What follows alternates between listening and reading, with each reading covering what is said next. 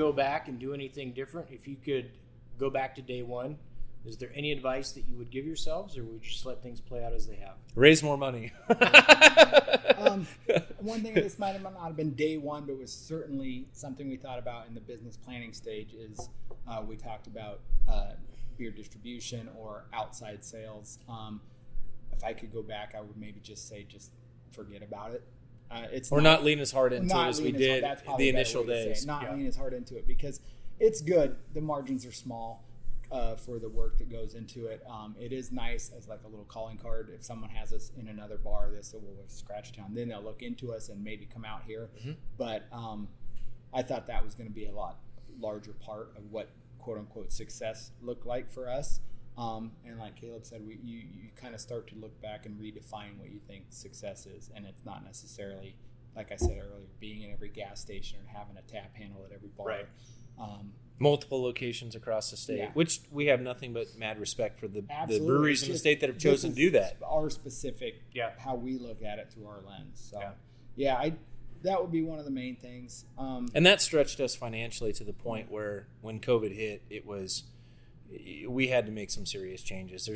There's no way I think would still be open had we leaned as hard into that like we did initially. If your cash flow is dependent on outside sales, that had to been very hard and stressful for all those places where ours was lessened because of it. Well, and we didn't have, and to a degree, I shouldn't say we don't have control, but to a degree we don't. Nebraska beer law is the way that it is, and it has changed most recently from efforts that we've been involved in to get self-distribution for small brewers. But, and most distributors are great to work with, but not all of them are. And they are not required to sell your beer, even if you do the pre-sales. We've got, $3,000 worth of beer pre-sold right now that isn't being picked up by a distributor. Wow. Like, they're not compelled to do that if they don't want to. So even though I can say, hey, I made $3,000 in pre-sales to retailers in a specific location in the state of Nebraska, it doesn't necessarily mean that beer is actually going to get there.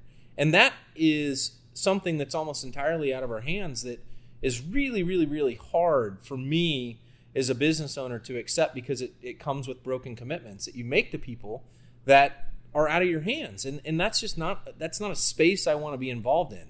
If we had greater control over that, I think our attitude about it would be a little bit different. Yeah. And then the flip side of it is like Mike said, you have to go big in scale to really generate a lot of revenue to be able to be sustainable with where those margins are. And we'll go back to what we said earlier. It wasn't necessarily in line with our goals. We were chasing opportunities we thought would make us a more resilient business, and what it actually did was make us more exposed. Yeah. And that has been a tough, bitter pill to swallow, and it's forced me to have to pick up some side work because I used to do on the road sales all the time. Mm-hmm. And so, those are well-learned lessons. Yeah. But in the same token, like, that's just the way that the cookie crumbles sometimes, and you have to suck it up. Yeah. Yeah, and it goes back to like kind of what you touched on earlier, where having to come to realize that you maybe were wrong in the way you thought success was going to run, or how the timeline was going to be for the brewery, good, bad, or otherwise. You have to accept it and kind of roll with it. And I feel like it's hard. It has been hard, but I feel like we've done a fairly decent job in navigating all that. Yeah. For a couple of homebrewers. Untrained. Yeah, untrained homebrewers. We've learned a lot of hard-earned lessons over the years, but that's one of the things too I encourage people is if you are interested in starting a business, get some subject matter expertise by working in it. We all had transferable skills that actually turned out to be really valuable here, but there were some baseline things that we should have done, I think, by only and this is hindsight. So when you look back, what would we have done different? Is maybe get a little bit more expertise in the beer industry before we jumped in headlong like we did. I think would have been valuable, even though we had those transferable skills. And it's also allowed us to do some things differently. We were the first taproom-focused only brewery when we opened. We were the first brewery to not really offer flagship styles in the state of Nebraska, and did it constantly, and still to this day do a constantly rotation of beers that actually is kind of what the consumer wants. And so it's harder to sell on the distribution side of things because they want distributors are used to having Bud Light at the snap of the fingers. Well, they're starting to find out through COVID and this supply chain ordeal that we're in that, the large domestic brewers are also not able to keep up with some of those commitments, and they're frustrated because they've had an expectation for 40 years. You snap your fingers and you have this. It's here.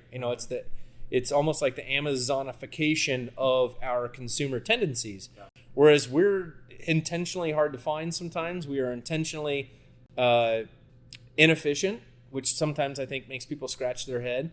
And we're intentionally unique in how we offer our experience with a constantly rotating menu. And so that for people has been, I think, a learning curve. But it's been good for us.